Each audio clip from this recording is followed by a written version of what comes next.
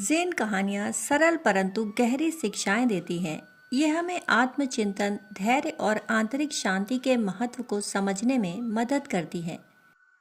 ऐसी ही एक जैन कथा है, एक समुराई और भिक्षु की, जो अहंकार, क्रोध और वास्तविक ज्ञान के बारे में महत्वपूर्ण संदेश देती है तथा स्वर्ग और नर्क के संदेह को समाप्त करती है। इस आधुनिक युग में जब लोग जल्दबाजी में निर्णय लेते हैं और अहंकार से ग्रस्त रहते हैं, तब यह कहानी हमें आत्म जागरूकता और धैर्य सिखाती है। एक महान समुराई योद्धा और एक साधारण से दिखने वाले जैन भिक्षु के बीच हुए संवाद से हमें यह सीख मिलती है कि सच्ची शक्ति तलवार या शारीरिक बल में नहीं, बल्कि मन की शांति और ज्ञान में होती है। जापान के एक पुराने गांव में एक महान समुराई रहा करता था। वह युद्ध कला में निपुण था और असंख्य लड़ाइयां जीत चुका था। उसकी तलवारबाजी इतनी तेज थी कि कोई भी प्रतिद्वंदी उसके सामने टिक नहीं सकता था। परंतु इन सारी उपलब्धियों के बावजूद उसके मन में हमेशा एक सवाल उठता, स्वर्ग और नर्क क्या है? समुराई ने इस सवाल के जवाब के लिए कई विद्वानों और गुरुओं से पूछा, परंतु कोई भी उसे संतोषजनक उत्तर नहीं दे सका।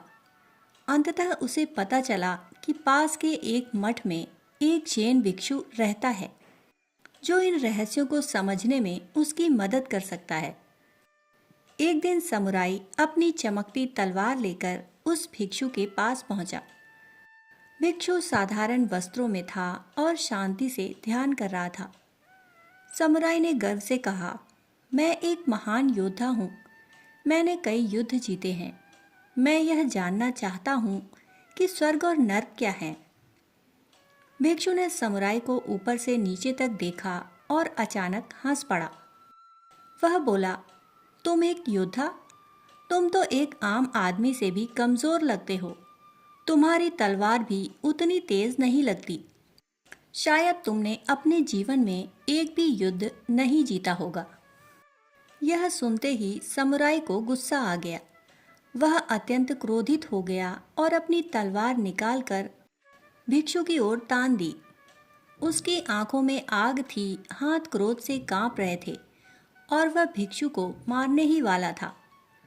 भिक्षु ने शांत भाव से उसकी आंखों में देखा और कहा, यही है नर्क।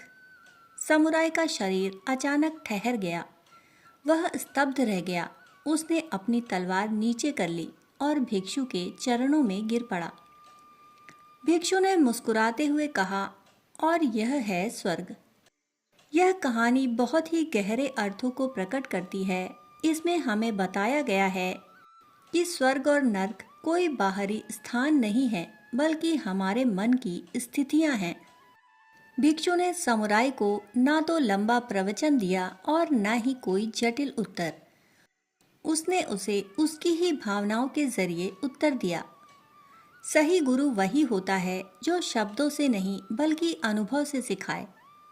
जब हम अपने जीवन में सच्चे मार्गदर्शकों को पहचानते हैं, तब हमारी सोच और दृष्टिकोण बदल जाता है। समुराई और भिक्षु की कथा हमें सिखाती है कि स्वर्ग और नर्क कोई बाहरी स्थान नहीं, बल्कि हमारे भीतर की मानसिक अवस्थाएं हैं।